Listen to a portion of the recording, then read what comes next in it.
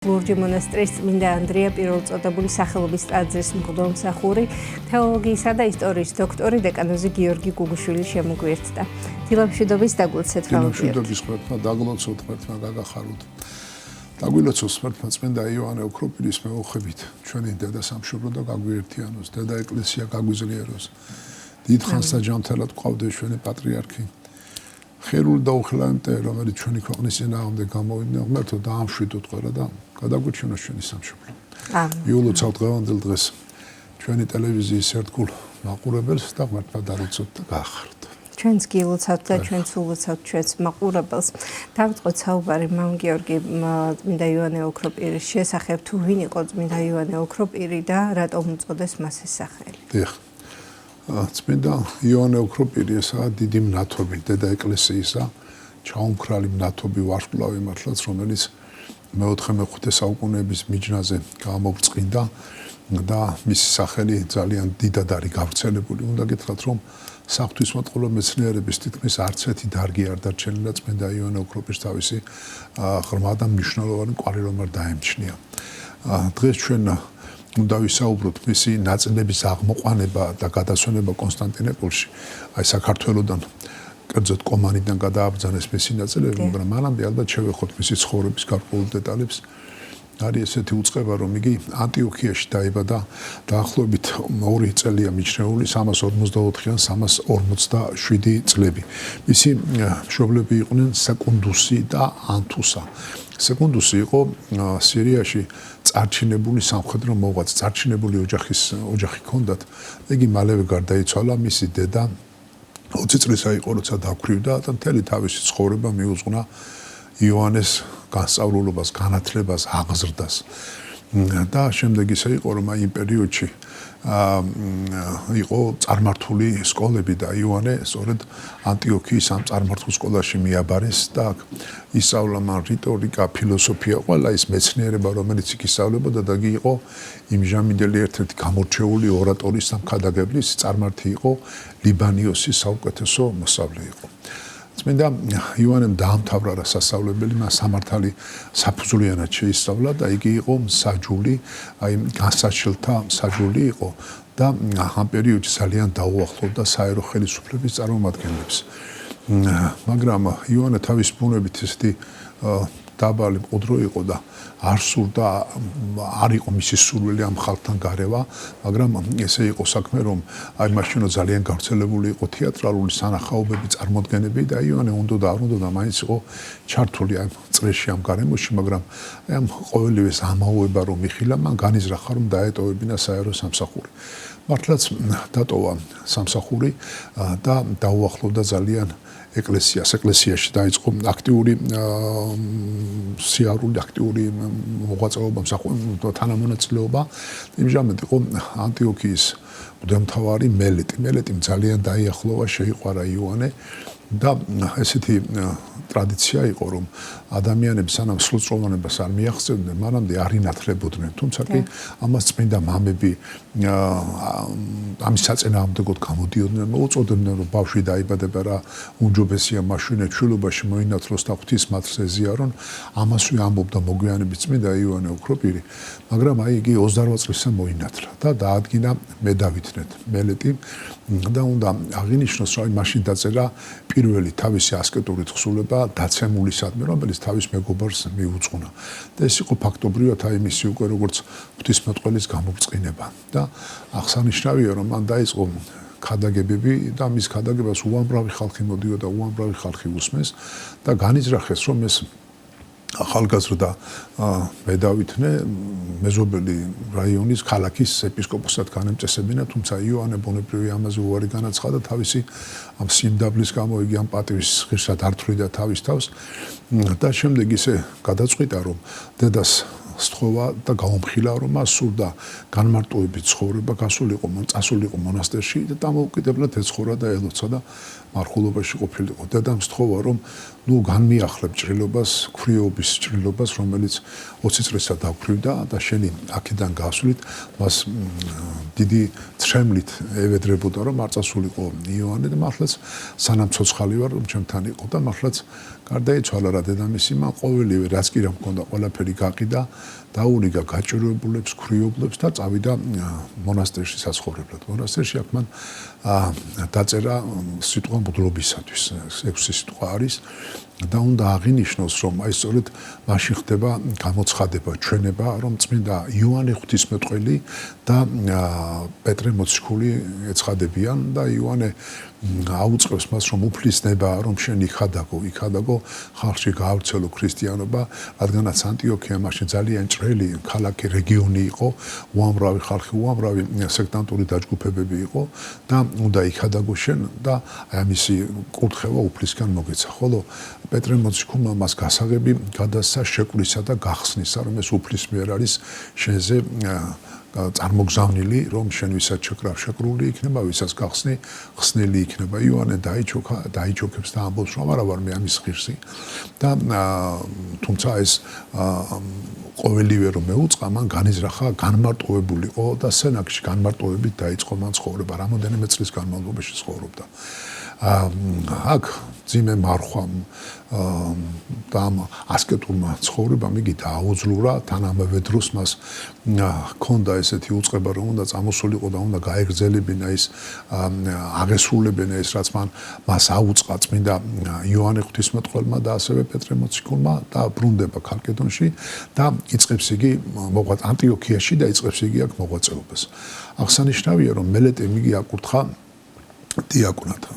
ხოლო შემდგომ უკვე მოგვიანებით იგი მუდრად ეკურთხა, მაგრამ რა არის საინტერესო, რომ აი ამ პერიოდში თვითონ ანტიოქიაში 3 მღვდელმთავრის მიმდევრები იყვნენ, რომლებიც ერთმანეთს უპირისპირდებიან და ესენი იყო აი ერთი როგორც მოგახსენეთ მელეტი, სებასტი, პავლინი და მათი მიმდევრები ერთმანეთს უპირისპირდებიან. აქ იყო ამავე დროს გავრცელებული მრავალი მწვალებლური სწავლება. არიანელები, ანომეველები, საბელიანები, სამოსატელები ერთმანეთს უპირისპირდებიან და აი ამ ჭრელ რეგიონში ქადაგებლად დააყენეს იოანე, ქადაგება ძალიან რთული იყო.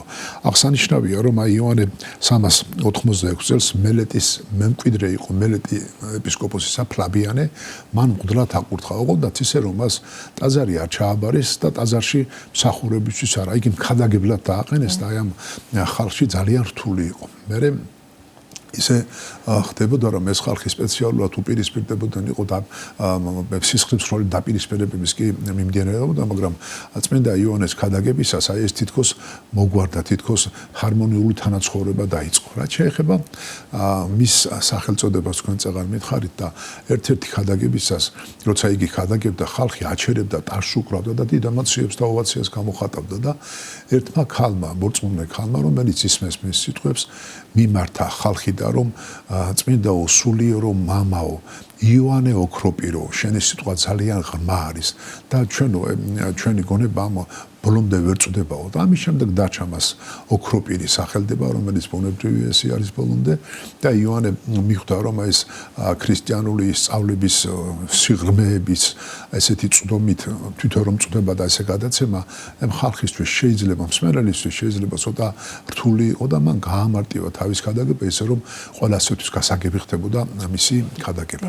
შემდგომ ისე მოხდა, რომ 387 წელს გარდაიცვალა კონსტანტინოპოლის პატრიარქი ნექტარიოსი. იმჟამად აღმოსავლეთ რომის იმპერია კონსტანტინოპოლით, რომელიც არის ცენტრი, არის იმპერატორი არკადიუსი და ევდოქსია დედოფალი. არკადიუსი იყო 253-408 წლებში განაგებდა ამ რეგიონს. მისი მეუღლე ევდოქსია იყო ძალზედ პატივმოყვარე ადამიანი, რომელიც ფაქტობრივად თვითონ განაგებდა, თვითონ სურდა განეკო ემართებოდა ემართა აღმოსავლეთ რომის იმპერია, არკადიუსი სუსტინეპისკოპის ადამიანი ყოფილა როგორც ამბობენ, მაგრამ არკადიუსს ეხმარებოდა მისი ერთ-ერთი თანაშემწე იყო ევტროპიუსი. მათ გაიგეს რა, რომ ანტიოქიაში არის ესეთი დიდი მქადაგებელი, აი ევტროპიუსის დაჟინებით მოითხოვეს, რომ იოანე ოქროპირი წამობრძანებულიყო, განმოსულიყო და ემართა კონსტანტინოპოლის სამუდამთავრო ტახტი. ამას აი გამოჩნდნენ ისეთი მღვდელმთავრები, ისეთი სასულიერო პირები, რომლებსაც არ სურდათ მისი დაწინაურება, იყო ესეთი ერთ-ერთი თეოფილე ალექსანდრიელი, მას ალექსანდრიის მთელი ამ აფრიკის რეგიონის საეკლესიო კუთხით ებარა და მაგრამ ევტროპიოს აი იმპერატორის თანაშემწეს ვეღარ გაუწია წინააღმდეგობა და მან თავის ხელით აკურთხა კონსტანტინოპოლის საპატრიარქო ტახტზე იოანე. იოანეს კონსტანტინოპოლის გარდა ეკუთვნოდა ასევე სხვა რამოდენიმე ოლქი და იგი ძალზედ მართლად განაგებდა ამ ყოველივეს. მას უკვე მიეცა ახლა საშუალება, რომ აი თავისი სამწყსო შემოიარა მთლიანად და უამრავი ხარვეზი დაინახა, უამრავი უკეთური ქმედებები და ზოგიერთი ეს პრესვიტერი, მღვდელი, სასულიერო პირი, რომლებიც არამართებულად აღასრულებდნენ თავიანთ მსახურებას, დააყენა მსახურებიდან და ვინც ერთგულად, თავმდაბლად, სიყვარულით, პატიოსნად აღასრულებდა, ისინი დააწინაურა. ეს განყენებული სასულიერო პირები ბუნებრივია დაუპირისპირდნენ იოანეს. ამავე დროს უნდა აღინიშნოს, რომ აი წაღარ თქვი ევდუქსია დედოფალი თქო, ევდუქსია იყო ესეთი ამპარტავანი და თავნება ადამიანი, რომ ყველაფერზე მიდიოდა, ოღონდაც საიმპერატორო ხაზინა გაემდიდრებინა, თავის სახელი წინ წარმოიყვანა და წარმოეჩინა. და ესეთი პატარა ესეთი ნიუანსია, რომ ერთი ქვრივი ქალი ყოფილა, რომელსაც აი ამ იმპერატორის ვენახების გვერდით ქონია ვენახი ძალიან კარგი მოვლილი და ამან განიზრახა, რომ ეს ვენახი წაერთმია ქალბატონისათვის და ესეთი ტრადიცია ყოფილა, რომ შევიდა ყლორტი, რომელზეც იყო მტევანი მოწყვიტა, მოგლიჯა და შეჭამა აქედან ამ ყლორტიდან ყურძენი. და ეს იმას ნიშნავდა, რომ ეს ვენახი ამ ქალს უნდა დაეთმო დედოფლისათვის. ამ ქალბატონმა, ქვრივმა ქალბატონმა მიმართა დახმარებისთვის იოანეს და იოანე ძალიან ეხმარებოდა ამ ადამიანს, რომ არ დაჩაგრულიყო და ამან ეპრაქსია გაამძვინვარა, მოკლედ დაუპირისპირდა სასტიკად. ამავე დროს უნდა გითხრათ, რომ იყო ესე ტრადიციაც, რომ ადამიანი, რომელიც რაიმეში იყო შემჩნეული დანაშაულში, თუ იგი ტაძარში აფარებდა თავს, სანამ მეორე განსჯა არ მოვიდოდა, ანუ არ განსჯიდან, მანამდე მისი დაპატიმრება და მისი საპყრობილეს შეგდება არ შეიძლებოდა და წეღარ რომ თქვით ეს ეტროპიოსი, რომელიც თავიდან იოანეს მხარდამჭერი იყო, დაინახა რა იოანეს ეს ობიექტური ხაზი, მისი მოღვაწეობის ამ კაცრი ხაზი, რომ ის არ ერეოდა არანაირ ამ საერო დღესასწაულებში და მკაცრად აღასრულებდა საეკლესიო მართვა-გამგეობას, ეტროპიოსის დაუპირისპირდა. მაგრამ ისე და ეტროპიოსმა აი ეს კანონი, რომელიც იყო, რომ თუ მონასტერს ეკლესიაში შეაფარებდა თავს, მისი დაჟინებული მოთხოვნით ეს გააუქმეს, მაგრამ ისე მოხდა შემდეგ, რომ იმპერატორი დაუპირისპირდა ეტროპიოსს, რაღაც ესეთი მაგალითებია შეიძლება ნაკლებ საინტერესო, მაგრამ იგი იძულებული გახდა, რომ აი ვისაც დაუპირისპირდა წმინდა იოანე ოქროპირს, მასთან მივიდა შეაფარა თავი და იოანემ არ მისცა საშუალება, რომ ეს ადამიანი დაესაჯა და ამა კიდევ უფრო მეტად გაამძვინვარა დედოფალი. ხო, შემდეგ ისე მოხდა, რომ აი ამ კონსტანტინოპოლში არიანელობა იყო ძალიან გავრცელებული, ჯერ არ იყო ბოლომდე დამცრობილი და გუთები ყავდა იმპერატორს ჯარში და გუთებში იყო ძალზედ გავრცელებული ეს არიანელობა. ისინი მოითხოვდნენ, რომ მათი ხელმძღვანელი ყოფილა ვინმე გაინე და მოითხოვა, რომ ერთ-ერთი ძველი ტაძარი დაეთმოთ კონსტანტინოპოლის ტაძარი, რომ მათ აღესრულებინათ თავიანთი მსახურება. იმპერატორი გათანხმდა თითქოს, მაგრამ წმინდა იოანე ოქროპირი ბუნებრივია ამას არ შეუთანხმდა, მივიდა ამ გუთებთან და საქმე ის არის, რომ ისინი არაფერზე უკან არ იხებდნენ სისხლის სხვა მიმდინარეობდა, მაგრამ მან ესეთი საოცარი სიმტკიცე რომ გამოიჩინა, შეშინდა ეს გუთების მმართველი, შეშინდა კი არა წარვით აღივსო და თავის შვილებიო დააჩოქაო მის წინაშეო.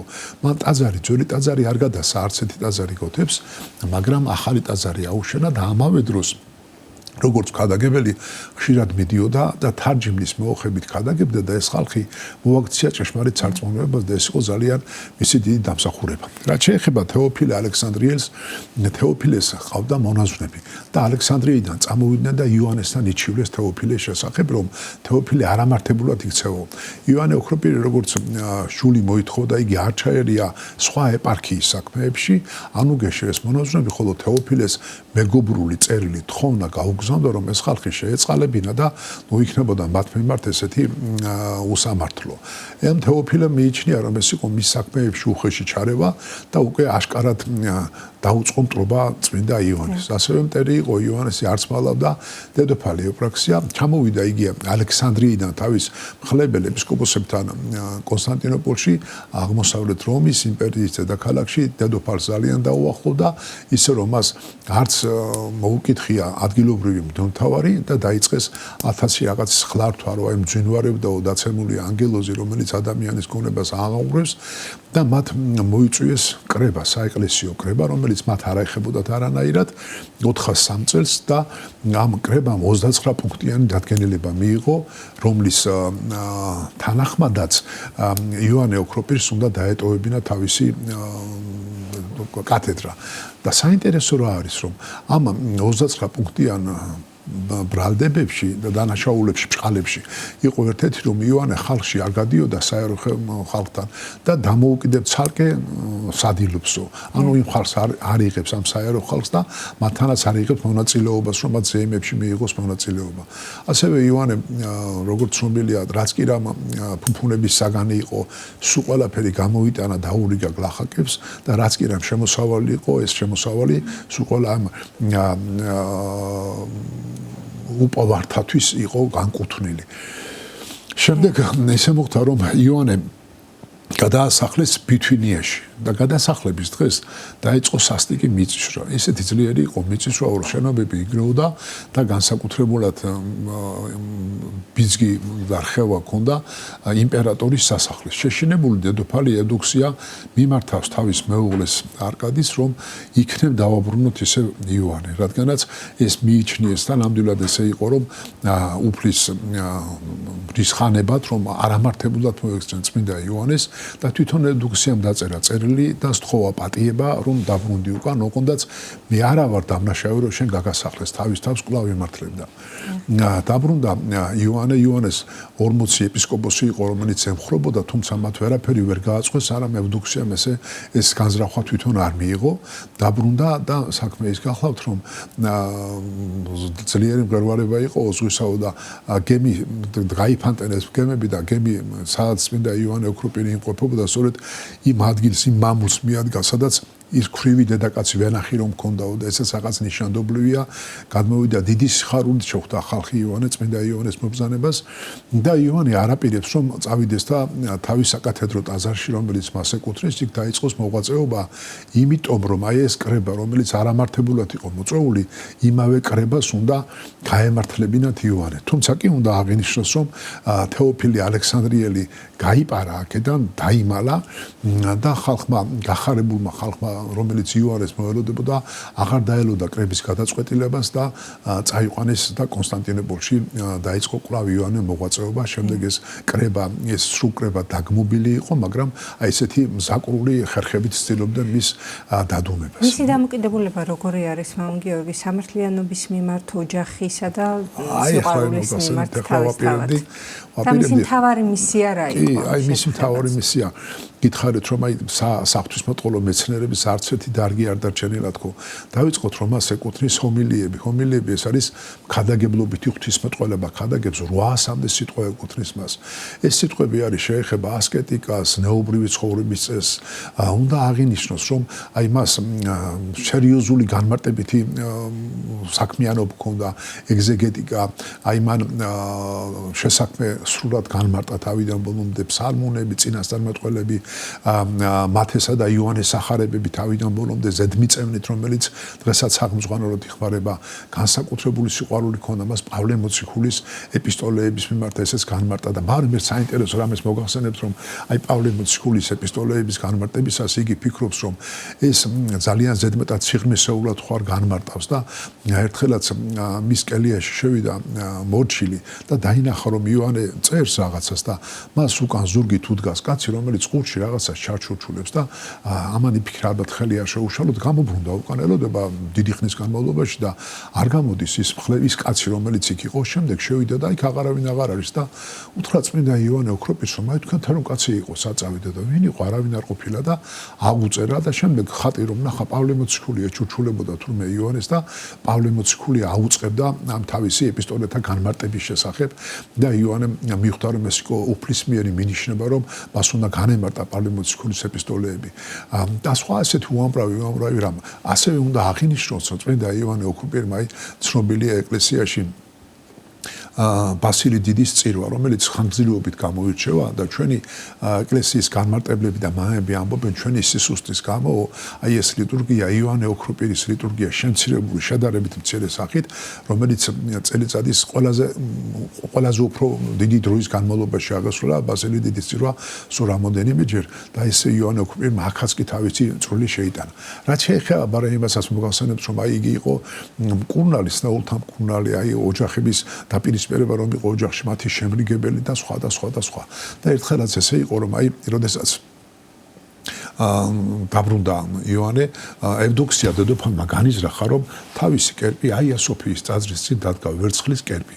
დადგა ეს კერპი და ხალხი იქ მიდის მსახურების დროს ძალიან დიდი ხმაურია და იოანე იქადაგა და დედოფალთან მიიტანეს სიტყვა, რომ იგი შესაწინააღმდეგოდ ქადაგებსო. და ჰეროდია და დრფინავს და მოელოდება იოანეს თავის კვეთას. იოანე ნათლისმცემელი გახსოვთ ეს სახარების ეპიზოდი, რომელიც ჰეროდიამ როგორ განიზრახა იოანეს თავის კვეთა და ეს მიიტანეს დედოფალთან და შენ ჰეროდიადას გიწოდებსო და დედოფალი განზრს და ვეღარ გააჩერეს ეს ადამიანი და შეიპყრეს იოანე დიდ შაბათს ტაძარში მიუხვდნენ, იგი ნათლავდა ხალხს, წამოიყვანეს დააპატიმრეს, სისხლის კი დაიღვარაო და 9 თვე ყავდათ მიმდინარეობდა მისი სამშაურო, მერე 2 თვე სახლში იყო გამოკეტილი და იგი გადაასახლეს უკვე საბოლოოდ და წაიყვანეს უკვე შერყეული ჯანმრთელობის მქონე მღვდელმთავარი კუკუზაში. კუკუზა ეს არის მცირე არმენია, მთიანი რეგიონი არის და აქ გზად მიმოვალი 70 დღე მიდიოდაო და დაიღალა, დაოსდა, აი გატყდა ფიზიკურად, ფაქტობრივად ფიზიკურად იმ კუთხით, რომ მას აღარ შეეძლო და მთელი ზამთარი მერე მწოლიარემ გაატარა. აქ იყო ისეთი ხრიოკი ადგილი, რომ ადამიანს გარეთ გამოსვლაც კი უძნელდებოდაო, მაგრამ იოანესთან უამრავი ადამიანი მოდიოდა სხვადასხვა ოლქებიდან და მისგან იღებდა კურთხევას. ასევე მას ჰქონდა ეს ტრადიცია, რომ აი სანამ კონსტანტინოპოლში იმყოფებოდა, მან გააგზავნა დაწყებული სპარსეთიდან, ბითვინიიდან, ყველა მხარეში გააგზავნა ქადაგებლები, რომ ქრისტიანობა გაევრცელებინა. მათ ენაზე თარგმნიდა წმინდა წერილს და ამან ძალიან დიდი გავლენა იქონია. შემდეგ ისე მოხდა, რომ განიზრახა ევდოქსიამ, რომ აქ კუკუზადან უფრო შორს გაესახლებინათ და წამოიყვანეს საქართველოში და ბიჭვინთაში, კერძოდ კი კომაში რომ მოვიდა, მას აქ ბასილის შესახებ შეიძლება ხუქსმენიათ ბუნებრივია ჩვენ მაყურებელმა იცის და მას გამოეცხადა ბასილისკო მოწამეურულად აღსრულებული და უთხრა, რომ შევხვალ ჩემთან იქნები. მართლაც აღესრულა იოანე დაასაფლავეს კომაში და გავიდა ხანი 30 წელი გავიდა და პატრიარქი პროკლე, რომელიც არის კონსტანტინოპოლის მმართველი და ასევე იმპერატორი თეოდოსი მეორე, ამ არკადიშვილი თხოვნით მიმართავს იოანეს რომ ჩამოაბრძანონ მისი წმინდა ნაწილები, ვერცხლის კუბოს აიღებენ, მაგრამ მიცვალებული ვერასიეს კუბოდან. შემდეგ მიხვდა თეოდოსი დაწერა შენდობის წერილი, თხოვა რომ მისი მშობლების მაგიერ შეენდოთ, ცოდვების გამო შეენდო იოანეს და იოანეს სხედარი წამოიყვანეს და უნდა აღინიშნოს, რომ აი ქალკედონში შეეგებაო თეოდოსი დაუჩოქა კუბოს და პატიება ითხოვა მისი მშობლების გამო აღსანიშნავია რომ აი რაც იოანე გარდაიცვალა მისი დედა ევდოქსია კუბოში ხომ ჩაასვენეს და მისი კუბო ირხეოდა არ ჩერდებოდა კუბო და როგორც კი მოაბზანეს და დაასვენეს მოციქულთა სახელობის ტაძარში ამ კუბომ შეწყვეტა რხევა და მისი ცხედრიდან მრავალი სასწაული აღესრულებოდა და იგი არის ეს ჩვენი გამორჩეული დიდი მნათობი რომელიც ასე მინდოდა დაწვრილებით მომეთხოდა რომლის წმინდა ნაწილების აღმოყვანების დღე საქართველოს მართლმადიდებელი ეკლესია აღნიშნავს სწორედ და იგი გარდაიცვალა 14 სექტემბერს მაგრამ აღმოყვანება დღევანდელ დღეს არის და აქედან საქართველოსთან რომ გადააბზანეს მისი წმინდა ნაწილები კონსტანტინოპოლში თქვენის ნებართვით თუ მომწევთ ნებას ერთი წუთი გვაქვს დარჩენილი ჩვენ კი წავიკითხავ ხო პირისა შენისა მადლი ვითარცა ოქრო გამობრწყინდა და სოფელი განანათლა უპოვარებისა საუნჯენი სოფელსა შინა განამრავნა და სიმაღლე სიმდაბლისა გვიჩვენა ჩვენ არამედ ვითარცა იგი სიტყვითა შენითა განსწავლენ ჩვენ ეგრეთვე სიტყვასა ქრისტე ღმერთსა ევედრე მამაო იოანე ოქროპირო შეწყალებად სულთა ჩვენთათვის ამინ და ევედრო წმინდა იოანე ოქროპირს რომ შეგვიწყალოს და მეოხი იყოს ჩვენი ქვეყნისა ჩვენი ეკლესიისა უფლის წინაშე კიდევ ერთხელ გილოცავთ დღევანდელ დღეს და მადლობას მოგახსენებთ მოგზაურობისთვის მამა გიორგი. Თქვენ შეგახსენებთ სტუდიის სტუმარი გახდათ ლურჯი მონასტრის წმინდა ანდრია პირველწოდებული სახელობის ტაძრის მღვდელმსახური, თეოლოგიისა და ისტორიის დოქტორი დეკანოზი გიორგი გუგუშვილი.